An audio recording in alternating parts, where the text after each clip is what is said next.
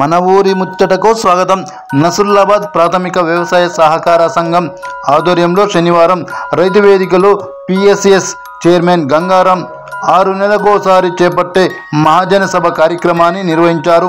Society పరిధిలో ఖరీఫ్ రబీ పంట కాలంలో జరిగిన ఎరువులు, విత్తనాల విక్రయాలు, ధాన్యం కొనుగోళ్ల ఆదాయ వ్యయాలపై రైతులకు, పాలకవర్గ సభ్యులకు చదివి వినిపించారు.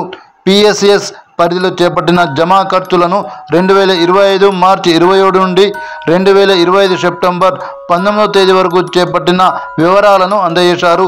ప్రాథమిక వ్యవసాయ సహకార సంఘములో 1,20,04,393 రూపాయలతో ప్రారంభ నిల్వలతో ఫర్టిలైజర్ మందులను కొనుగోలు చేయడం జరిగిందని అన్నారు. దీనితో పాటు 1,21,09,476 రూపాయల విలువ గల ఫర్టిలైజర్ మందులను అమ్మకాలను చేపట్టడం జరిగిందని అన్నారు.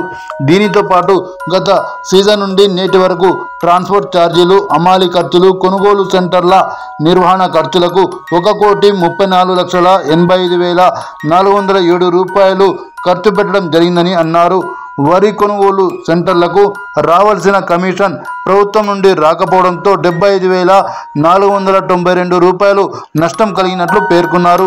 గత సీజన్ నుండి నేటి వరకు వచ్చిన అమ్మకాలలో 1,21,35,628 రూపాయలు అమ్మకాలను చేపట్టినట్లు తెలిపారు. ఈ కార్యక్రమంలో పిఎస్ఎస్ సిఇఓ శ్రీనివాస్, సంగన్న, డైరెక్టర్లు, రైతులు, సిబ్బంది తదితరులు పాల్గొన్నారు.